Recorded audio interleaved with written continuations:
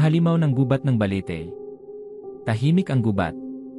Hindi ito ang mapayapang katahimikan, ito'y nakakatakot, parang may nagmamasid sa bawat galaw. Si Ramon Cruz, isang sundalo ng hukbong sandatahan ng Pilipinas, ay naglalakad ng maingat, hawak ang kanyang baril, habang nararamdaman ang bigat ng dilim na bumabalot sa kanya. Ang misyon nila ay simpleng search and rescue. Kailangang hanapin ang nawawalang survey team sa gubat ng Balete. Pero may mga kwento tungkol sa lugar na ito. Mga alamat ng matatanda tungkol sa mga engkanto, masamang espiritu, at halimaw na nananakit sa mga pumapasok sa kanilang teritoryo. Si Ramon, hindi siya naniniwala noon. Pero ngayong gabi, unti-unti nang nabubura ang kanyang pagdududa.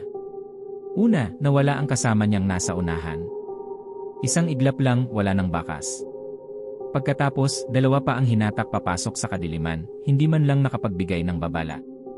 Ang kanilang mga sigaw ay biglang naputol, na parang nilamon ng gubat. Ngayon, nag-iisa na lang si Ramon.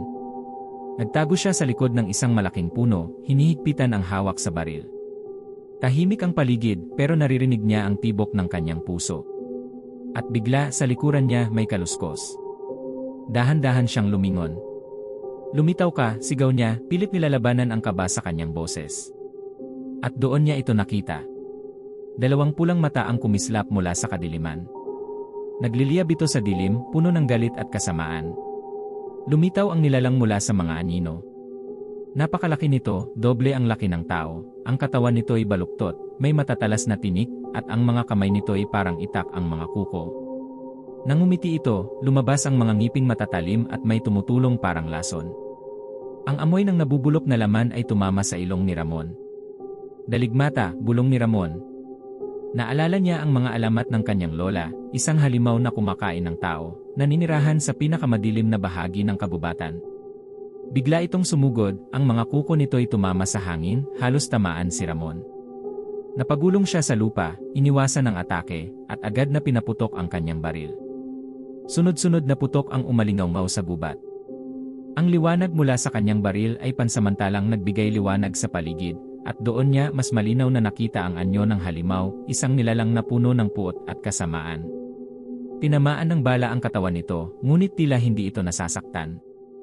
Ang halimaw ay tumigil saglit, ngunit agad muling umatake. Napalunok si Ramon habang umatras.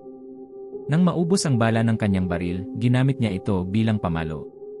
Hinampas niya ang panga ng daligmata, pero gumanti ito ng isang mabilis na galaw ng mga kuko nito, tumama sa kanyang dibdib.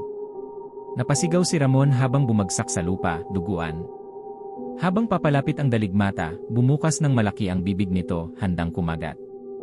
Sa huling sandali, binunot ni Ramon ang granada sa kanyang vest. "Para sa mga kasama ko," bulong niya, bago ipinasok ang granada sa bibig ng halimaw.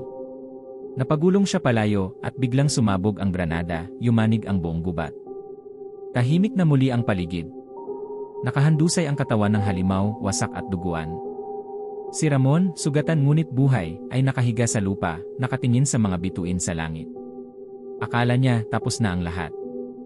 Pero sa malayo, mula sa mas malalim na bahagi ng kagubatan, may isang pares ng pulang mata ang nagbukas.